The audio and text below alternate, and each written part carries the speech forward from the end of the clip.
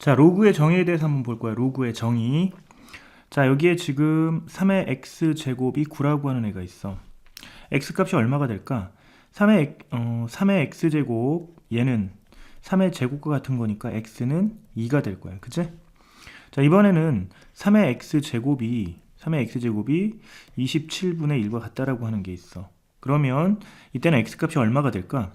3의 x제곱은 얘를 3분의 1의 세제곱이라고 적을 수 있고, 그럼 x는 3의 x제곱은 3의 마이너스 세제곱이라고 적을 수 있기 때문에 x는 마이너스 3이 된다고 구할 수 있겠지. 그제?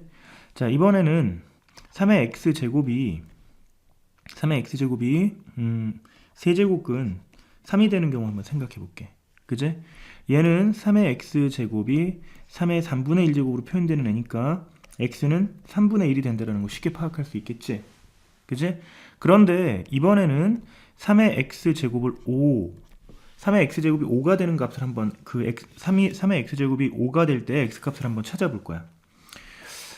지금 위에 있는 문제들과의 특징을 보면 얘네들은 어찌됐건 간에 이렇게 식을 변형해서 밑을 맞출 수 있는 형태였어. 그지? 그런데 3의 x제곱이 5가 된다라고 하는 이런 형태는 지금 밑을 똑같게 맞출 수가 없네. 그제? 밑을 똑같게 맞출 수 있는 경우에는 우리가 찾고자 하는 지수값이 이렇게 자연수가 나오거나 혹은 음의 정수가 나오거나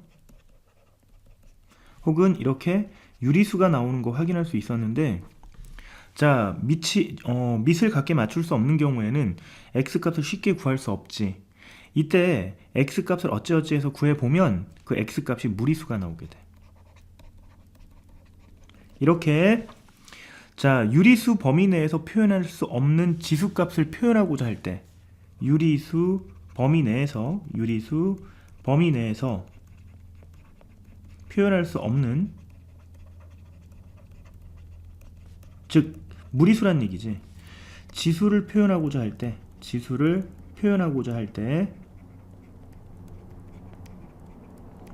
우리가 뭐를 쓰냐면 로그라고 하는 걸 씁니다.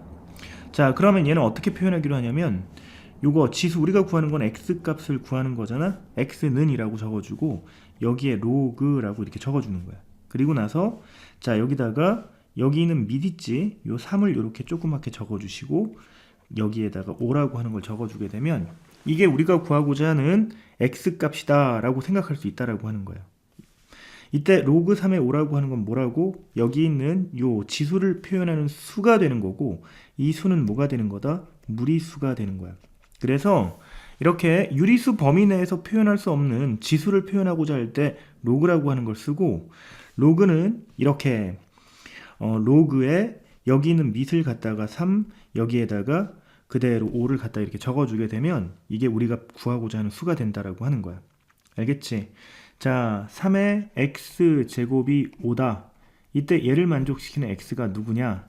로그 3의 5. 우리 이렇게 표현해 주겠다는 얘기고, 자, 여기에서 이 3을 우리가 뭐라고 부르냐면 로그의 밑이라고 부르고, 그 다음 여기 있는 5라고 하는 거는 로그의 진수라고 부르는 거야. 그래서 야, 지수에서의 지수를 나타낼 때 이 밑은 로그를 나타낼 때도 여전히 뭐로 바뀐다? 밑으로 쓰인다라고 하는 거 기억하고 있어야 돼. 알겠지? 그래서 이 내용을 이제 정리해 보자면, ax제곱이 b라고 하는 걸로 이렇게 표현되어 있을 때 우리가 x를 구하고자 하면 x는 로그 a의 b 이렇게 이제 표현해 주게 되고, 이때 이 a를 뭐라고 한다? 밑. 그지? 여기서에서도 밑, 여기서도 밑이 된다라는 거 기억하시고, 여기는 b를 뭐라고 한다? 진수라고 표현한다라고 하는 거야.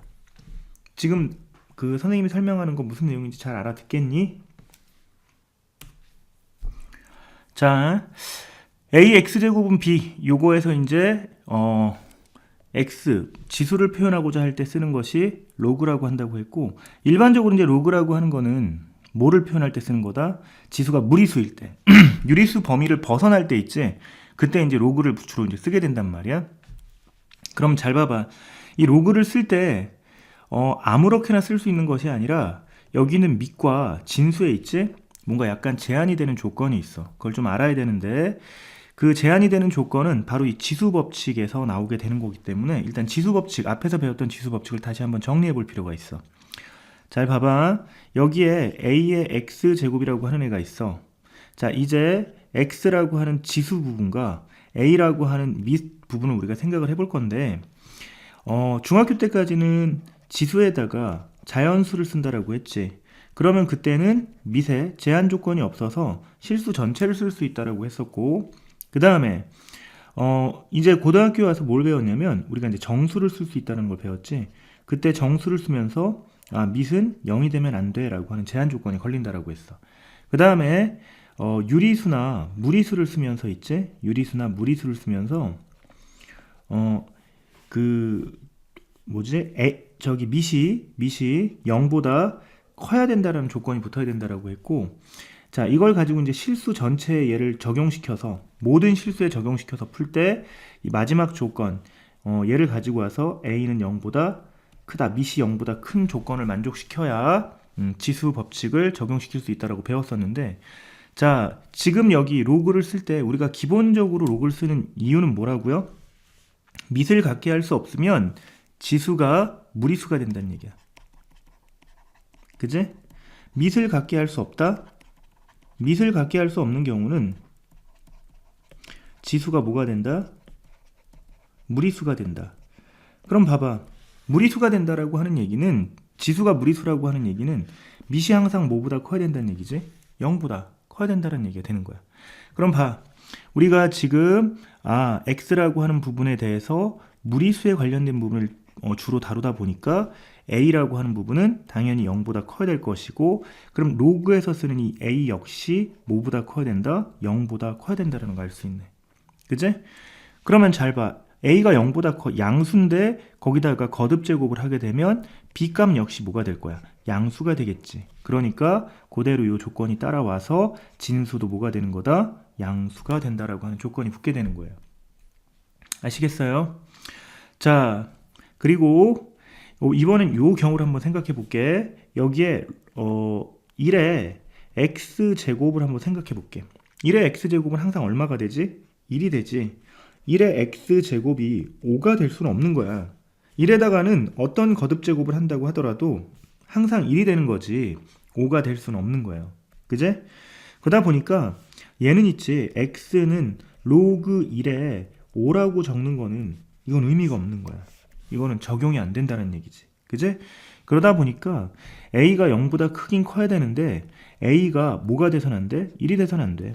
1이 되면 여기 있는 요런 현상이 생긴단 말이야. 그제? 그래서 자, 정리해보자면 이렇게 되는 거야.